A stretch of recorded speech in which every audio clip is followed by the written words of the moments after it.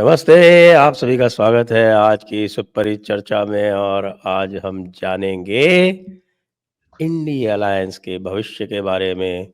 और वो भविष्य जो है वो भूतकाल में किस प्रकार से निहित है, ये भी जानेंगे।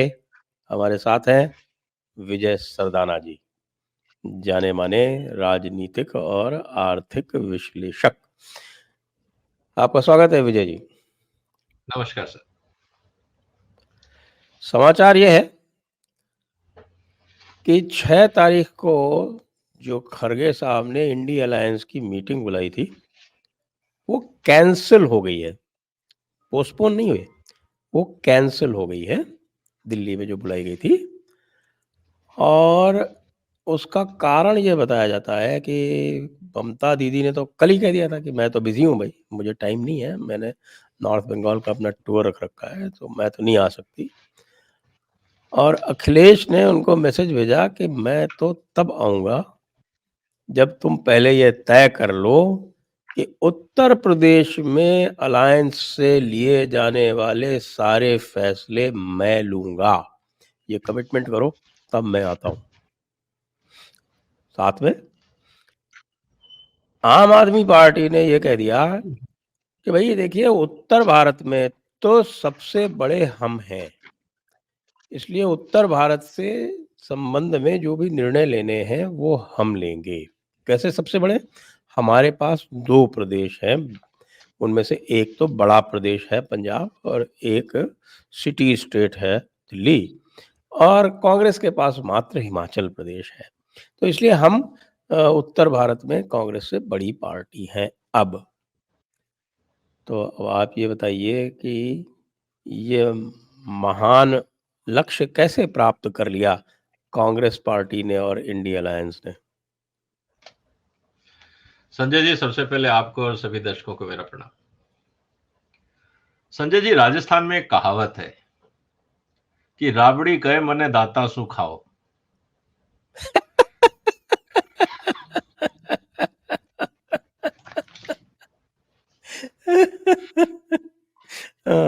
बिल्कुल ठीक तो है।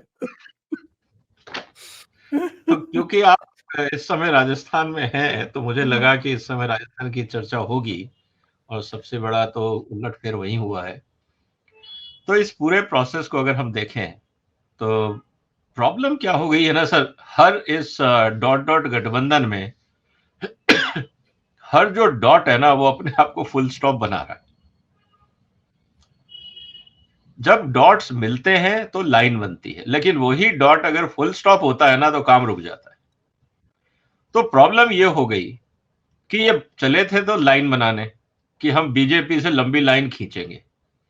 प्रॉब्लम ये हुई कि हर डॉट अपने आप में एक फुल स्टॉप बन गया, और इसीलिए पहले दिन से मैं कह रहा हूं कि सर ये लोग कहीं नहीं जाने वाले, ये आपस में लड़ मरेंगे। और मोदी साहब की किस्मत अच्छी है कि उनको इतना अच्छा विपक्ष मिला है जो विपक्ष की भूमिका आपस में भी निभाता है। उनको यह नहीं समझ में आता कि लड़ाई किसके साथ है, वो आपस में लड़ने लगते हैं। तो कहने का मतलब इस पूरे प्रोसेस में यह है सर कि जितने भी लोकल छत्रप हैं, जो अपने अपने एक सूबे के सो कॉल्ड मुखिया हैं, उन सब का, जिसको हम ये कहते हैं ना कि एक एम्बिशन है कि वो भारत पे राज करेंगे। अनफॉर्चुनेटली उनको ये बात समझ में ही नहीं आ रही कि उनके सामने जो चुनौती है उसको अगर संभालना है, आगे बढ़ना है, तो एक कलेक्टिव विजडम चाहिए। क्योंकि अकेले अकेले अगर इन लोगों में क्षमता होती तो बीजेपी आज यहां तक नहीं पहुंच पाती। तो अनफॉर्चुनेट पार्ट तो ये है सर कि इनको हकीकत समझने में बहुत देर लग रही है, क्योंकि ego is more important and bigger than objective. तो जब ऐसा होता है तो ऐसी परिस्थितियों में ऐसी टीमों के साथ ऐसा ही होता है। तो मुझे सर इसमें कोई ताजुब नहीं लगा। लेकिन यहाँ तक ये पहुंचे कैसे? इन्होंने आरंभ तो सनातन धर्म के इरेडिकेशन से किया था, और फाइनल स्टेज में ये जातीय जनगणना की बात कर रहे थे। क्या हुआ उनका? सर सर एक कहावत और है ना कि डूबते को तिनके का सहारा। ये सब कलेक्टिवली एक दूसरे को डुबा रहे हैं और इनको ये समझ में नहीं आ रहा कि कौन सा तिनका पकड़े। इनकी किस्मत में तिनका भी नहीं आ रहा। तो कभी ये जाति गणना को एक तिनके का सहारा समझ रहे हैं, कभी ये लॉलीपॉप बांटने की बात कर रहे हैं, कभी ये इकट्ठे हो जाते हैं कि ईडी और सीबीआई हमारे खिलाफ है, कभी ये सनातन धर्म के खिलाफ उल्टी सीधी बात करने लगते हैं। इन सब की मजबूरी ये है सर कि इनको ये पता लग रहा है कि इन सब के लिए जो वक्त चल रहा है, this is a question of existence. ये सर्वाइवल का सवाल हो गया है, क्योंकि भारत की राजनीति में और जिस तरह से सर 5 साल होते हैं, आप समझिए सर कि 6 महीने पहले हर आदमी ये कह रहा था मध्य प्रदेश के अंदर कांग्रेस शायद बाजी मार जाएगी। 6 महीने पहले, आपको भी याद होगा, चर्चाएं आती थी। शायद नहीं, निश्चित बाजी मार जाएगी, निश्चित बाजी मार जाएगी। 6 महीने बाद क्या हुआ, ये आंसर हमारे सामने है। कोई नहीं कह रहा था कि तेलंगाना के अंदर टीआरएस हार जाएगी, कोई नहीं कह रहा था। मैं पिछली बार जब हैदराबाद में था, मैं लोगों से पूछ रहा तो कहते नहीं, ही विल कम बैक। आज क्या हाल है सर, साफ हो गए। भारत की राजनीति में 5 साल तो आप ये समझिए कि संविधान देता है कि आप 5 साल तक राज करें। जनता 5 महीने भी नहीं देती। अगर आपने परफॉर्मेंस नहीं करी, आपने 1-2 उल्टे सीधे स्टेटमेंट दिए, जैसे सबसे डैमेजिंग स्टेटमेंट जो रहा इस पूरे विपक्ष के लिए, जिसको कहते हैं कि इन्होंने पैर पे कुल्हाड़ी नहीं मारी, पैर खुद जाके आरी में दे दिया, वो था सनातन धर्म के खिलाफ आज तक का सबसे वाहियात स्टेटमेंट कि इरेडिकेट सनातन। अरे यार, तुम जिस देश में आज बैठे हो और जिसके कारण तुम इतना बोल पा रहे हो, वो सनातन की ही देन है। अगर आप किसी और सो कॉल्ड धार्मिक देश में होते तो अभी तक लटका दिए जाते। कोई ये बोल के देख ले, मेजॉरिटी में अगर वो क्रिश्चियन है और क्रिश्चियनिटी को ऐसे बोल के देख ले, अगर इस्लाम के देश में जाए और इस्लाम के बारे में ऐसे बोल के देख ले, और फिर वो अगर जिंदा बचता हो, तन से जुदा का उसके ऊपर फतवा जारी ना हो जाता हो, तो बताइए। कहने का मतलब ये है सर कि इनको आज तक ये बात समझ ही नहीं आ रही कि टॉलरेंस और सेक्युलरिज्म तब तक है जब तक सनातन है, क्योंकि सनातन धर्म के जो प्रिंसिपल्स हैं उसमें ये दोनों चीजें इनबिल्ट है। उसके लिए संविधान नहीं चाहिए। अगर आप भारत के संविधान से भी ये शब्द हटा दो तो हिंदुस्तान को कोई फर्क नहीं पड़ेगा, क्योंकि हम तो इन प्रिंसिपल्स को आज से नहीं 14,000 साल से फॉलो कर रहे हैं, 14,000 साल से। तो ये हमको क्या सिखाएंगे सर? वो शब्द तो, सेक्युलरिज्म का शब्द तो डाला गया है, उसको तो एंटी हिंदुइज्म के रूप में प्रैक्टिस किया जाता है। वो सभी धर्मों में समानता के रूप में भारत में प्रैक्टिस किया ही नहीं गया कभी।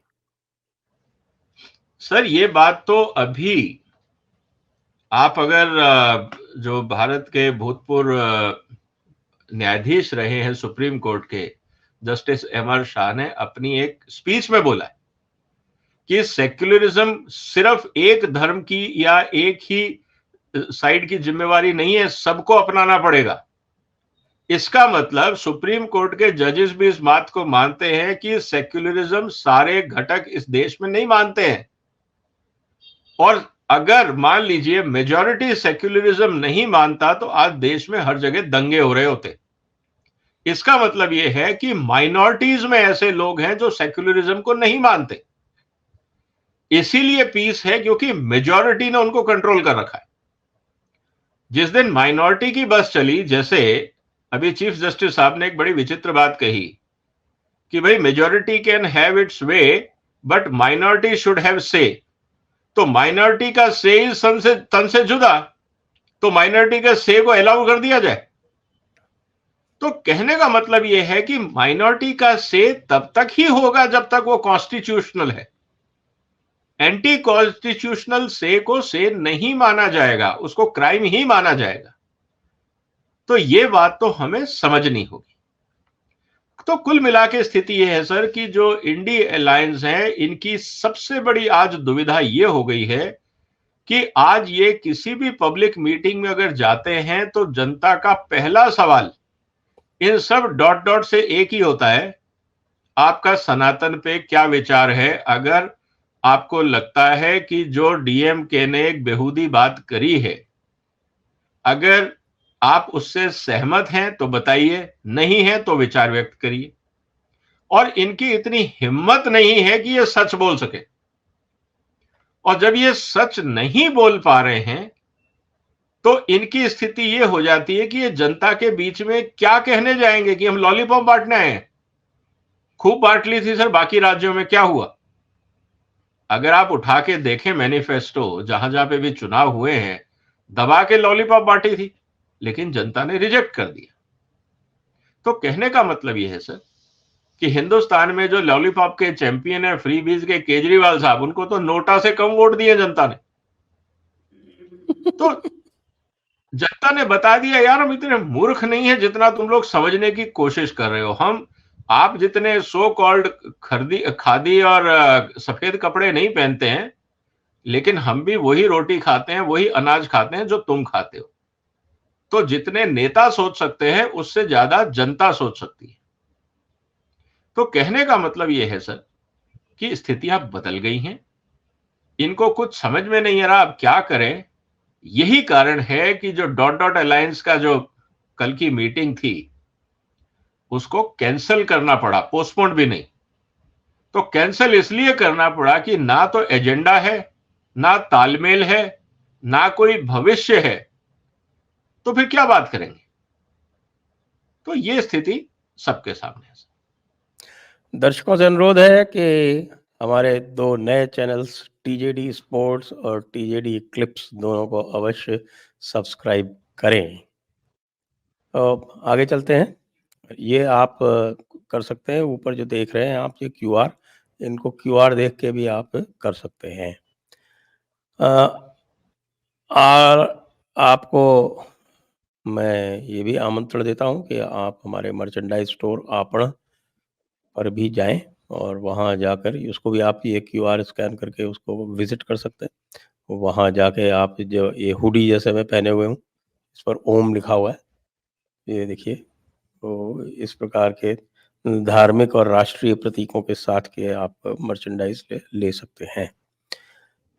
आइए आगे चलते हैं। तो एक सबसे बड़ा जो राहुल गांधी लेके चल रहे थे मामला, वो था जातीय जनगणना का। वो जातीय जनगणना क्या हुआ? अब मैं ये नहीं समझ पाता हूँ, ये मुझे अवश्य समझाएं कि ये दत्तात्रेय गोत्र के कौल ब्राह्मण जो हैं, जो कैसे हैं पता नहीं, क्योंकि यदि महाभारत की और गीता की भी परिभाषा ले लें तो यदि गुण से भी कोई ब्राह्मण होता है तो इनके तो कोई ऐसे गुण दिखाई नहीं पड़े जिसके अनुसार इनका वर्ण परिवर्तित होकर ब्राह्मण हो जाए पारसी से। लेकिन ये दत्तात्रेय गोत्र के जनेऊधारी कौल ब्राह्मण जो हैं, ये ओबीसी का राग अलापते हैं। किस लिए? कि भारतीय जनता पार्टी के एक अत्यंत कुशल ओबीसी प्राइम मिनिस्टर को हटा के स्वयं प्राइम मिनिस्टर बन सके। तो ये आपको पूरा एक अंतर्द्वंद जैसा, एक विरोधाभास जैसा दिखाई नहीं पड़ता क्या? इनको ये नहीं लगता कि पब्लिक जो है वो समझदार है? सर, कांग्रेस की ट्रेजेडी यह है कि कांग्रेस अपना इतिहास भी भूल गई है, और इसीलिए कांग्रेस और कांग्रेस से निकले हुए लोग लगातार गलतियां कर रहे हैं, या मैं और ही थोड़ा शब्द इस्तेमाल करूं कि मूर्खताएं कर रहे हैं। आप अगर 1932, हम सितंबर की बात कर रहे हैं, महात्मा गांधी ने आमरण अनशन किया था। किस लिए किया था? कि देश में जातिगत जनगणना नहीं होगी। यह महात्मा गांधी ने आमरण अनशन किया था क्योंकि उनको यह पता था कि यह अंग्रेजों की चाल है, समाज को छोटे छोटे हिस्सों में बांटना, आपस में लड़वाना, ताकि ये लोग एक दूसरे की गर्दन पे लटके रहें और अंग्रेज यहां पे राज करते रहे। ये बात महात्मा गांधी ने 1932 में कही थी, और आज हम बात कर रहे हैं 91 ईयर्स के बाद, ऑलमोस्ट 90 साल के बाद हम वही मूर्खता दोहराने की तैयारी कर रहे हैं। और वो कौन दोहराने की कोशिश कर रहा है? कांग्रेस पार्टी। और कौन लोग? जिनका सरनेम गांधी है। एक वो महात्मा गांधी थे जिन्होंने कास्ट बेस्ड पॉलिटिक्स के खिलाफ आमरण अनशन किया, और आज के गांधी वो हैं जो उसके जस्ट अपोजिट देश को तोड़ने की राजनीति कर रहे हैं।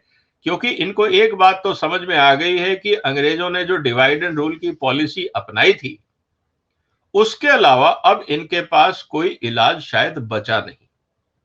इन्होंने सारे इंतजाम कर लिए। पहले इन्होंने धर्म के आधार पे किया तो इनको भारी पड़ने लगा, क्योंकि जब ये माइनॉरिटी अपीजमेंट की बात करते हैं तो मेजॉरिटी एकजुट होता है।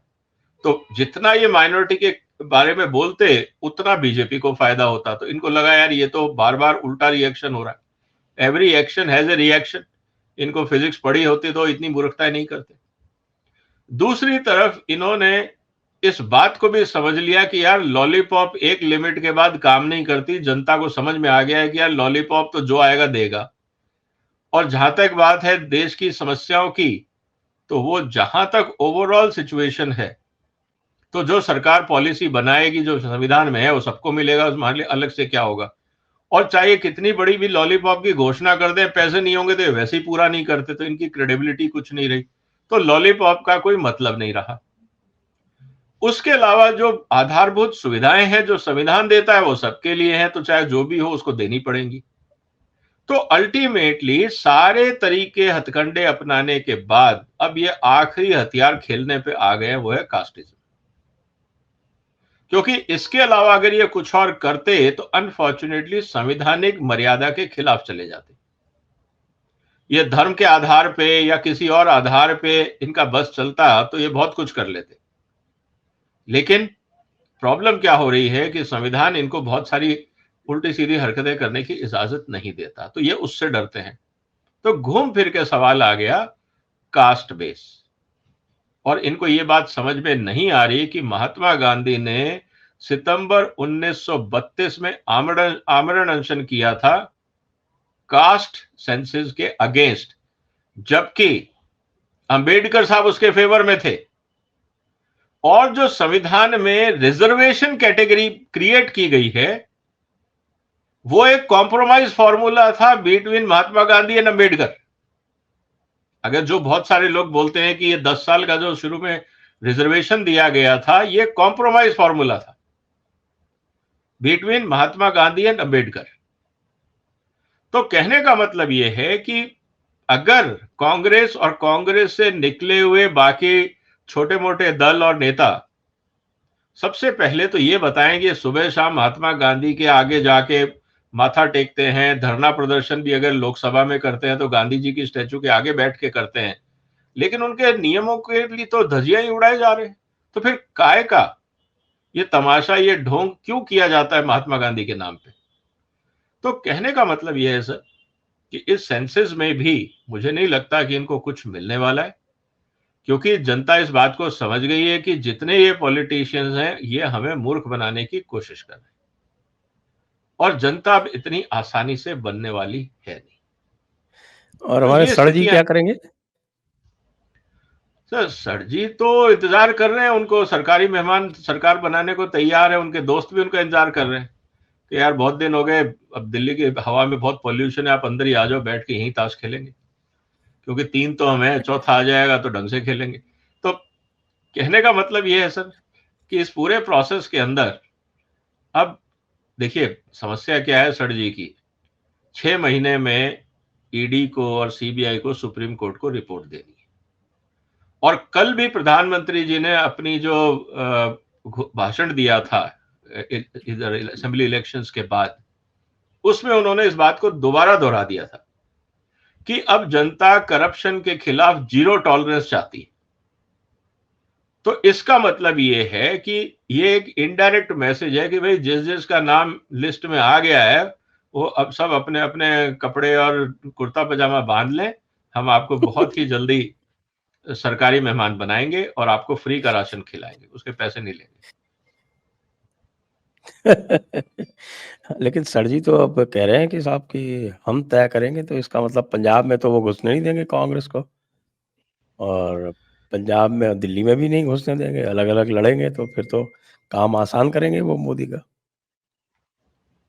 सर पहली बात तो मुझे लगता है कि अगर भगवंत मान साहब और पंजाब की आम आदमी पार्टी जरा भी सेंसिबल हुई तो उनको अपने आप को एक रीजनल पार्टी बना के पंजाब आम आदमी पार्टी के रूप में रजिस्टर कर लेना चाहिए, तब तो उनका भविष्य है। नहीं तो उनके ऊपर भी बहुत सारे क्वेश्चन मार्क लग जाएंगे कि आप किसका साथ दे रहे हो, किससे बात कर रहे हो, क्या है, क्योंकि कंफ्यूजन भयंकर होने वाला है। आम आदमी पार्टी में लगता है कि पूरा सेंटर ऑफ ग्रेविटी दिल्ली में है और दिल्ली में कोई है नहीं। आप अगर नेता उठा के देख लें तो केजरीवाल के बाद कौन है, केजरीवाल के अलावा सेकंड लाइन कौन है, तो अल्टीमेटली भगवंत मान साहब के पास ही अपॉर्चुनिटी है, पहली बात। दूसरा, बीइंग जो अपना बॉर्डर स्टेट है पंजाब, केंद्र सरकार भी चाहेगी कि वहां स्टेबल गवर्नमेंट रहे, तो भगवंत मान को भारत सरकार की तरफ से पूरा समर्थन रहेगा कि आप ढंग से गवर्नेंस करें, क्योंकि अभी तक बीजेपी का पंजाब में कोई बहुत बड़ा बेस है नहीं। अगले 3-4 साल अगर पंजाब की सरकार अच्छा काम करती है और भारत सरकार उसको समर्थन देती है, मेरा एक हाइपोथेसिस ये है कि अगर भगवंत मान साहब स्प्लिट हो जाते हैं और एक रीजनल पार्टी बनती है, तो भाजपा और आम आदमी पंजाब के बीच में एक अलायंस हो सकता है आने वाले विधानसभा के लिए, और कई संभावनाएं निकलेंगी, क्योंकि बादल साहब के साथ तो देखिए मुझे नहीं लगता बीजेपी में कंफर्ट रहेगा। वो तो बड़े बादल साहब जब तक हैं तब तक बात अलग है, लेकिन छोटे बादल साहब के साथ वेवलेंथ नहीं मैच करती, उनकी बड़े आइडियोलॉजी तो मैच चले नहीं। गए ना। मैं वही कह रहा हूं, जब तक वो थे तब तक ही था, उसके अलावा छोटे के साथ तो कोई अलाइनमेंट नहीं बनता। कांग्रेस अपना घर नहीं संभाल पा रही। अब बची बात ओवरऑल कि वहां होगा कौन, तो इसीलिए पंजाब एक सेंसिटिव एरिया है। उसको बीजेपी को और आम आदमी पार्टी भगवंत मान और उनकी टीम को अलग ढंग से देखना चाहिए। जब तक वो अपने आप को केजरीवाल साहब के साथ चिपका के रखेंगे, मुझे नहीं लगता कि पंजाब आम आदमी पार्टी कोई अपनी जगह बना पाएगी या बड़ा काम कर पाएगी। जितना भी वो अच्छा काम करेंगे, केजरीवाल की पूरी कोशिश होगी कि उसका क्रेडिट अपने नाम पे ले, क्योंकि उसी सर्टिफिकेट को दिखा दिखा के तो वो बाकी देश के अंदर चर्चा करेंगे। दिल्ली में तो उन्होंने कुछ किया नहीं, तो बाकी इनके पास दिखाने के लिए कुछ है नहीं पंजाब के अलावा। और पंजाब का अच्छा काम अगर कुछ भी होता है, हालांकि थोड़ी बहुत वहां पे खबरें बहुत अच्छी नहीं आ रही हैं, भगवंत मान साहब को देखना होगा, क्राइम रेट और ड्रग्स को लेके जनता में रोष बढ़ रहा है पंजाब के अंदर, वाटर टेबल को लेके, पराली को लेके, और काफी ग्राउंड लेवल के चैलेंजेस हैं। तो दिल्ली की राजधानी से हटें, पंजाब पे फोकस करें, भविष्य वहीं पे है। तो काफी घटनाक्रम होने वाला है जिसको देखना पड़ेगा। आपने वाटर टेबल और पराली का उल्लेख किया, और डॉक्टर एम.एस. स्वामीनाथन को यहाँ पर एक कल्ट स्टेटस हासिल है भारत में। लेकिन आप, चूंकि आप एग्री साइंटिस्ट भी, एग्री इकोनॉमिस्ट भी हैं, तो आप ये बताएंगे कि ये पंजाब में ये जो ग्रीन रेवोल्यूशन का जो एक्सपेरिमेंट था, वो पंजाब में क्यों किया गया? क्योंकि ग्रीन रेवोल्यूशन की जो भी क्रॉप्स थी, उनके लिए वो आइडियल एग्रो क्लाइमेट था? सर दो चीजें इंपॉर्टेंट थी पंजाब में। एक तो देखिए एग्रो क्लाइमेटिक के लिए ना सबसे इंपॉर्टेंट चीज थी पानी। अब तो हमारे पास इरिगेशन के हमने बहुत सारे डेवलपमेंट कर लिए, लेकिन अगर देखें तो पंजाब का जो नाम है, 5 आब मतलब 5 नदियों का प्रदेश, तो जितना पानी जो इंपॉर्टेंट वाटर था वो था पंजाब के अंदर, और वहां जमीनें खाली थी। बाकी जगह तो हिंदुस्तान में फसलें होती थी। जब पार्टीशन हुआ तो जो पंजाब का सबसे फर्टाइल एरिया था वो चला गया पाकिस्तान में, लाहौर और उसके आसपास का जो इंपॉर्टेंट एरिया था। तो जो भारत के हिस्से आया वो बहुत ही अंडर डेवलप्ड और अनफर्टाइल लैंड थी, क्योंकि पानी का इंफ्रास्ट्रक्चर डेवलप नहीं था। इसीलिए भारत सरकार को जब ग्रीन रेवोल्यूशन की बात आई, तब भाखड़ा नांगल डैम, उससे निकलने वाली नहरें, उससे पूरे पंजाब में सिंचाई का इंतजाम, ये सब करना इसलिए जरूरी था क्योंकि उस समय जिसको ये कहा जाता था कि भारत की जो फूड सिक्योरिटी है, शिप टू माउथ, कि अगर जहाज आएगा तो अनाज आएगा वाला हिसाब था, उसको अगर हम नहीं चेंज करते तो सबसे बड़ी प्रॉब्लम यह थी कि इतने बड़े देश को एकजुट रखना, सॉवरेन रखना, independent foreign policy, independent economic policy आप तब तक नहीं रख पाएंगे जब तक आप फूड सिक्योर नेशन नहीं हो सकते। तो सबसे पहले इंदिरा गांधी साहब मैडम का यही कहना था कि यार सबसे पहले फूड सिक्योरिटी पे फोकस करो, नहीं तो चाइना वॉर, पाकिस्तान वॉर, 71, 62 इस तरह के जो झगड़े हुए थे, इसकी प्रॉब्लम ये थी कि हमारे को हमेशा अमेरिका का दबाव झेलना पड़ता था।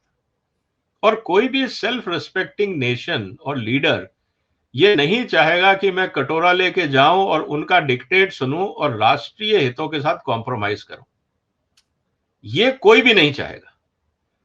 तो इसीलिए फूड सिक्योरिटी को डेवलप करने के लिए अगर आप असेसमेंट देखें तो पानी चाहिए। एश्योर्ड पानी था वो हिमालय से निकलना था। हिमालय की जो नदियां थी जहां पे पानी को लेके हम डेवलपमेंट कर सकते थे वो था पंजाब का एरिया, इसीलिए पंजाब की प्रायोरिटी हुई। और जो इमीडिएटली खाने के लिए चाहिए था वो था अनाज। अनाज को आप पानी देंगे, प्रोडक्शन देंगे, तो आपने पंजाब एग्रीकल्चर यूनिवर्सिटी, वहां पे पंजाब के किसानों को टेक्नोलॉजी दी, उनको जरूरत भी थी क्योंकि उनके पास क्षमता थी लेकिन साधन नहीं थे। तो जब उनको साधन दिए गए, उनकी क्षमता लगी, तो एग्रीकल्चर प्रोडक्शन हुआ तो लोग वापस काम बंद ना कर दें, इसलिए एमएसपी इनिशिएट की गई कि आप मेहनत के हम आपसे खरीदेंगे, और खरीद के रखने के लिए आपने एफसीआई बनाया। तो ये सारी चीजें सर इंटरकनेक्टेड है। ग्रीन रेवोल्यूशन, एमएसपी और एफसीआई, ये तीनों चीजें एक दूसरे के पूरक हैं, इसीलिए आप देखेंगे कि पूरा फोकस पंजाब पे रहा। और यही कारण था, अनफॉर्चुनेटली हुआ क्या कि जिसको हम कहते हैं ना कि बैलेंस्ड ग्रोथ, वो हुई नहीं। हमने ग्रीन रेवोल्यूशन के नाम पे काम अच्छा किया, लेकिन जब उसमें हमने पॉलिटिक्स घुसेड़ दी कि हम बिजली भी अब आपको फ्री देंगे, तो किसानों को लगा कि यार जितना पानी डालेंगे उतनी फसल ज्यादा होगी, तो उन्होंने और ज्यादा पानी वाली फसलों का इस्तेमाल करने लगे, और बाकी काम हुए। एक्सेस फर्टिलाइजर का हुआ क्योंकि फर्टिलाइजर सस्ती थी, आपको प्रोडक्शन बढ़ाना था। और होता क्या है ना सर कि फ्री बीज के साथ सबसे बड़ी प्रॉब्लम क्या होती है कि अगर आप एक बार ये चीजें शुरू कर देते हैं, आप उसको विड्रॉ नहीं कर सकते। ये अफीम है। तो आज फ्री बिजली पंजाब के लिए अफीम है, उसके बगैर वो रह नहीं सकते। और जितना फ्री बिजली पंजाब में आप दोगे उतना पंजाब की दुर्गति होगी। पंजाब का किसान और पंजाब का आदमी ये मानने को तैयार नहीं है। तो ये जो नशा होता है ना फ्री बीज का, ये पंजाब को ले डूबेगा। और पॉलिटिशियंस को ये लगता है कि अगर हम इनको ज्ञान देने गए तो जनता कहेगी यार इसको हटाओ। क्योंकि जो आदमी, अगर मैंने तो डी एडिक्शन कैंप चलाए हैं राजस्थान में, कि जो शराबी होता है या नशेड़ी होता है या जो अफीम खाता है, डोडा जिसको आप लोग अपने राजस्थान में बोलते हैं, अगर आप उस पोस्ट को, डोडा को, जो आदमी उसके भले के लिए उसको नहीं देता, वो जो एडिक्शन वाला इंसान है, सबसे ज्यादा गालियां वो उसी को देता है जो उसका भला चाहता है, क्योंकि वही सामने होता है। तो प्रॉब्लम ये है। और पॉलिटिशियंस में इतनी हिम्मत नहीं है क्योंकि स्टेट्समैनशिप नहीं रही हमारे पॉलिटिशियंस में। आज कोई एक भी पॉलिटिशियन हिंदुस्तान में ऐसा नहीं है जो ये कह के खड़ा हो जाए कि मैं कह रहा हूं तुमको करना पड़ेगा। जैसे मान लीजिए लास्ट टाइम अगर मैं कहूं स्टेट्समैनशिप क्या थी, वो थी लाल बहादुर शास्त्री जी की कि भाई देश में अनाज नहीं है, आप खाना कम करिए, नहीं तो हम लोगों को निर्भरता बढ़ानी पड़ेगी। और लोगों ने फॉलो किया। वो होता है राजनेता। आज तो सब राजनीतिज्ञ हैं, और वो भी जिनका कोई आधार नहीं है, कुर्सी के लिए लड़ रहे हैं, कभी इस पार्टी में, कभी उस पार्टी में, कभी डॉट डॉट अलायंस बनाएंगे, कभी अलग लड़ेंगे।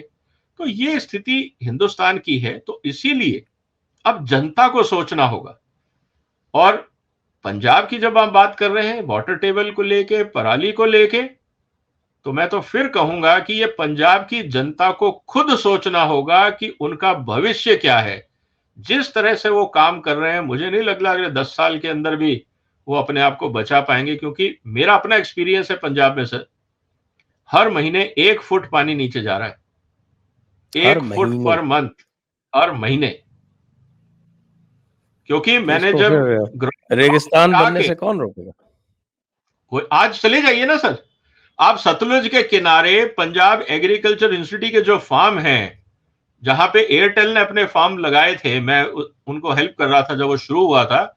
आप जब वहां बिल्कुल सतलुज के बाजू में 50 मीटर दूर आप जब मिट्टी में चलते थे तो ऐसा लगता था कि यहां बालू पे चल रहे हैं। पहले साल 2 साल तक तो एयरटेल ने जब अपना वो फील्ड फ्रेश के प्रोजेक्ट शुरू किए थे तो सिर्फ वही फसल उगाई थी जिससे जमीन में ऑर्गेनिक कंटेंट इंप्रूव हो। इतना बुरा हाल है सर जमीन का वहां पे, एकदम बालू से ऐसी रेत हो गई है जैसे रेगिस्तान में होती, और एकदम फाइन सैंड। तो कहने का मतलब है सर कि ये पंजाब को खुद सोचना होगा। ये शॉर्ट टर्म गेम में अपने लालच में ये खुद अपनी जनरेशन को बर्बाद कर देंगे। हम अभी बोलेंगे तो किसानों को वहां लगेगा, किसान नेताओं के, यार ये क्या है, हमारे खिलाफ बोल रहा है, क्योंकि उनका ईगो प्रॉब्लम है। वो दिमाग का कम इस्तेमाल करते हैं, ईगो ज्यादा दिखाते हैं। ठंडे दिमाग से उनको सोचना होगा, तभी किसानों का और पंजाब का भला होगा। सब्सिडी देने से और फ्री बिजली देने से कुछ नहीं होने वाला पंजाब का, आप गर्त में और जाओगे। और इसी में अब बात कर लेते हैं थोड़ी सी कि ये जो तेलंगाना में एक रिलीफ मिली है कांग्रेस को, और नॉर्थ की तो हमने बात कर ली, तो इस तेलंगाना की रिलीफ के क्या इम्प्लीकेशन है 2024 के लिए?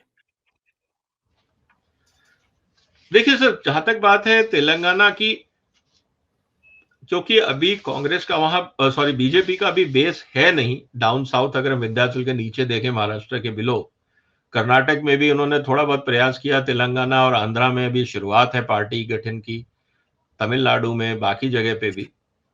तो निश्चित रूप से जो ट्रेडिशनल पार्टी थी तेलंगाना आंध्रा में वो है कांग्रेस।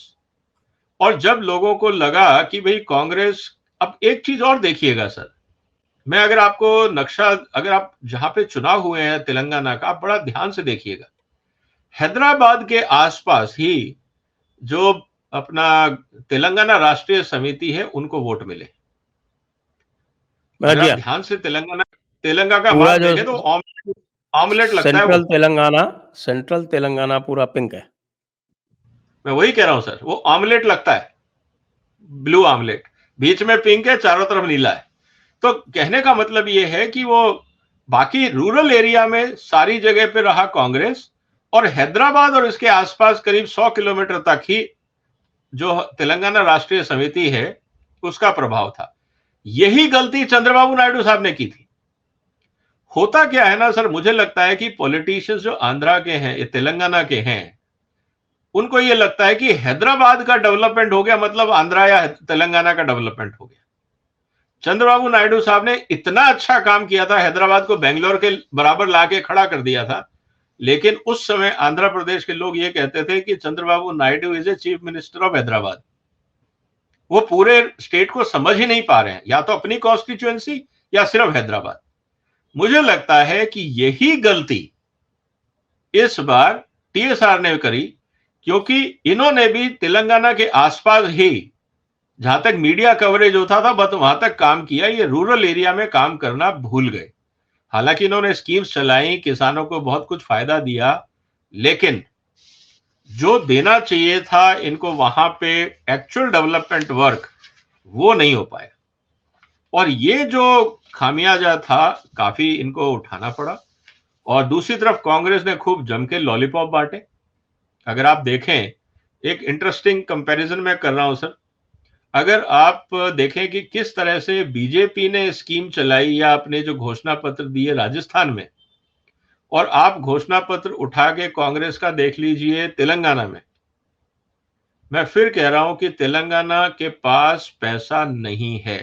तेलंगाना ने इतने ज्यादा कर्जे ले लिए हैं आउट ऑफ बजट कि अब उनके पास क्षमता नहीं है, और जो कांग्रेस ने प्रॉमिस किए हैं ये पूरा नहीं कर पाएंगे, और फिर एक नया बवाल शुरू होगा। तो कहने का मतलब यह है सर कि कांग्रेस के इस पूरी घटनाक्रम में लॉलीपॉप्स का बहुत बड़ा रोल है। थोड़ी बहुत गलती टीएसआर से ये हुई कि उन्होंने डीप साउथ में या डीप रूरल एरिया में विजिट्स नहीं किए। वो आंध्रा के अंदर मतलब कैपिटल के आसपास ज्यादा रहे, डीप में नहीं गए, वहां पे विजिबिलिटी कम रही, तो कनेक्ट नहीं हो पाए। और बीजेपी ने काफी अच्छा काम किया, ऑलमोस्ट जो उनका वोट शेयर है वो डबल हो गया, तो मेरे ख्याल से 1 से 8 सीटें हो गई। तो जी हाँ, जी हाँ। प्रयास है, फाउंडेशन बनाना शुरू कर दिया है बीजेपी ने, और मुझे लगता है अगले 5 साल में काफी कुछ प्रभाव दिखेगा। तो अब इस पूरे सिनारियो को एक बार देखते हुए, और केवल बचती है तो एक ममता दीदी बचती हैं, जो अपने बेस को संभवतः बचा पाएंगी पूरी तरह से। तमिलनाडु में भी अन्नामलाई ने इनके लिए समस्याएं खड़ी कर रखी हैं। अभी पता नहीं उसका डिविडेंड इतने शीघ्र आ पाएगा या नहीं आ पाएगा।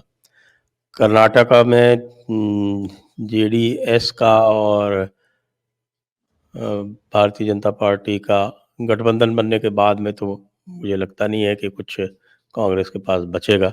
वैसे भी पिछली बार भी उन्होंने कर्नाटका में सरकार बनाई थी 2018 में, और 2019 में केवल 2 सीटें जीती थी, याद करें। तो स्थितियां तो इनके पक्ष में है नहीं। तो 2024 का सिनेरियो आप कैसे देखते हैं? सर देखिए, जो नॉर्थ इंडिया और वेस्ट इंडिया की जहां तक बात है, वहां बीजेपी का बेस स्ट्रांग है।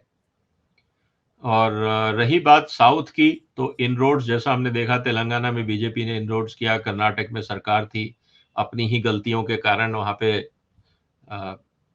डूबे, इसमें कोई शक नहीं है। और मुझे तो कभी कभी ताजुब होता है कि बीजेपी के पास इतना इंफ्रास्ट्रक्चर है, इतनी टेक्नोलॉजीज हैं, ये अपने वहां के एमएलएज और एमपीज का मंथली रिकॉर्ड क्यों नहीं मंगाते हैं कि भाई तुमने पिछले महीने क्या काम किया, रिपोर्ट दो ना। वहां के चीफ मिनिस्टर का मंथली कॉन्फ्रेंस क्यों नहीं होता कि कौन कौन से प्रोजेक्ट पूरे हो गए, किसका क्या प्रोग्रेस है।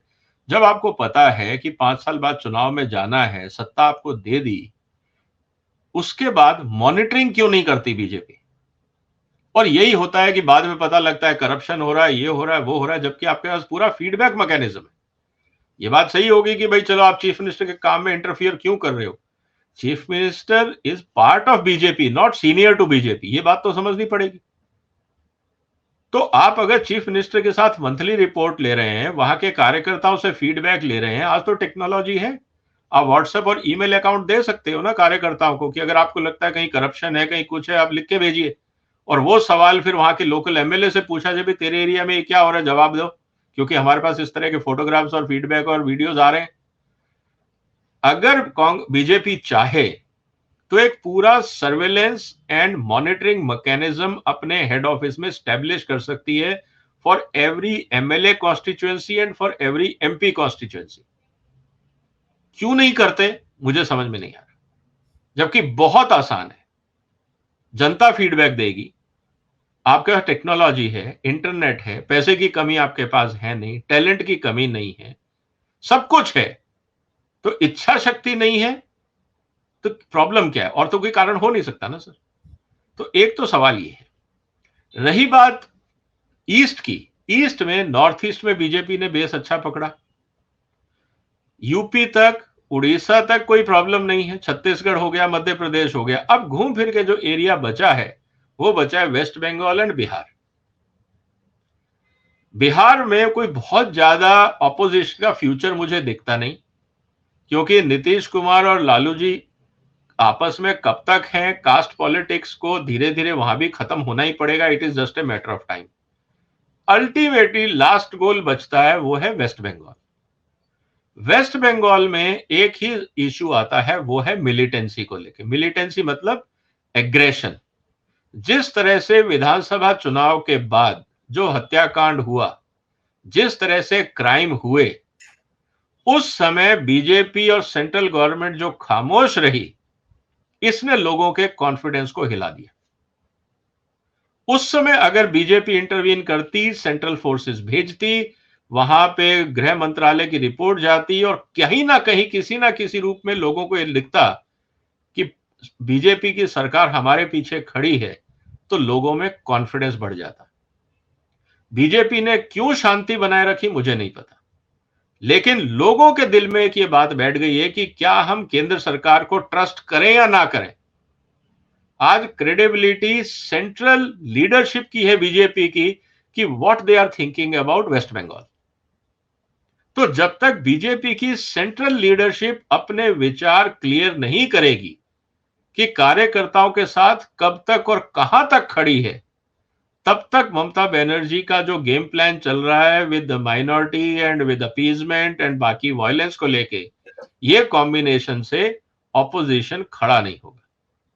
क्योंकि अगर आप वेस्ट बंगाल में लोगों से बात करें तो लोग ये कहते हैं कि जो एंटी सोशल एलिमेंट पहले कम्युनिस्ट पार्टीज में हुआ करते थे, तो जब कम्युनिस्ट पार्टी खत्म हो गई तो वो सारे के सारे एलिमेंट्स ममता दीदी की पार्टी ज्वाइन कर ली। तो उनको तो पॉलिटिकल पैटर्नेज चाहिए, तो पहले कम्युनिस्ट पार्टी करती थी, आज ममता दीदी पैटर्नेज दे रही हैं। उससे उनका फंड भी आता है, उगाई भी होती है, नेतागिरी भी होती है, सब कुछ होता है। लेकिन अब जनता क्या करे, मुंह खोले तो किसके भरोसे? उनको पता है कि मुंह खोलेंगे तो मार दिए जाएंगे। तालिबानी शासन एक हिसाब से उनको लगता है वहां पे। तो जब तक बीजेपी की सेंट्रल लीडरशिप अपनी पोजीशन क्लियर नहीं करेगी कि अपने ग्राउंड लेवल कार्यकर्ता के साथ वेस्ट बंगाल में वो कब तक और कहां और कैसे खड़ी है, फील्ड ऑर्गेनाइजेशन को कॉन्फिडेंस नहीं आएगा। और जब तक फील्ड लेवल को कॉन्फिडेंस नहीं आएगा, वो रिस्क नहीं लेंगे, उनको भी अपनी जान की परवाह है। तो चैलेंज ग्राउंड लेवल ऑर्गेनाइजेशन का नहीं है, वेस्ट बंगाल की हार या जीत डायरेक्ट डिपेंड करेगी सेंट्रल लीडरशिप पे। जी, और ये जो डीएमके के जो सांसद हैं वो तमिलनाडु से खड़े होकर लगातार अपमानित करते हैं आजकल उत्तर भारतीयों को, उत्तर भारत को। तो उससे कांग्रेस को क्या लाभ होता है कि वो चुप रहते हैं? क्योंकि उससे अभी मैं देख रहा था ट्वीट आया हमारे गुरुमूर्ति का, एस गुरुमूर्ति का। वो कह रहे थे कि भाई ये जो कर रहे हैं उससे इनको, डीएमके वालों को एक एक्स्ट्रा वोट नहीं मिलना है तमिलनाडु में, क्योंकि ये बदतमीजियां ये बरसों से कर रहे हैं, लोग उसके आदी हैं, उससे कुछ इनका फायदा नहीं होना है। लेकिन हाँ, ये अवश्य है कि कांग्रेस के और शेष इंडिया अलायंस के लाखों वोट जो हैं वो पिट जाएंगे शेष भारत में। तो ये कांग्रेस को ये समझ में नहीं आता क्या? बिल्कुल ही नहीं समझ में आता, ना समझ है। देखिए, इसमें दो लेवल पे मुझे लगता है कार्रवाई होनी चाहिए। जिस तरह से हमने नॉर्थ इंडिया में अयोध्या का मुद्दा, अपना ज्ञानवापी का मुद्दा, मथुरा का मुद्दा, हमने अपने प्राचीन तीर्थ स्थलों की ग्लोरी पे काम शुरू किया है। आप अगर तमिलनाडु चले जाएं तो मुझे लगता है हिंदू संस्कृति के सबसे बड़े, मैं राम जन्मभूमि या कृष्ण जन्मभूमि या मैं काशी विश्वनाथ की या इलाहाबाद की आप या अपने प्रयागराज की बात छोड़ दीजिए, जो 4-5 इंपॉर्टेंट है, या अपना उज्जैन है, महाकाल है, इसका अपना मंदिर जो है, इसमें इनको छोड़ दीजिए। तो हिंदू संस्कृति की सबसे बड़ी अगर कहीं धरोहर है तो वो है तमिलनाडु में। मीनाक्षी टेम्पल, बाकी टेम्पल, ये वो धरोहरें हैं जिनको आपको ताजमहल से ज्यादा वैल्यूएबल है अगर आप वहां जाके देखें। जो नहीं गए हैं, आपके माध्यम से मैं कहना चाहूंगा कि आप हिंदू संस्कृति के जो मंदिर हैं तमिलनाडु में, आप उनको जाके देखिए। बीजेपी को एग्रेसिवली हिंदू कल्चर जो तमिलनाडु में है उसको प्रमोट करना चाहिए। वहां की जनता को लगना चाहिए कि पूरा देश उनके साथ है, क्योंकि आप हिंदू संस्कृति की धरोहर को बचाए हुए हो।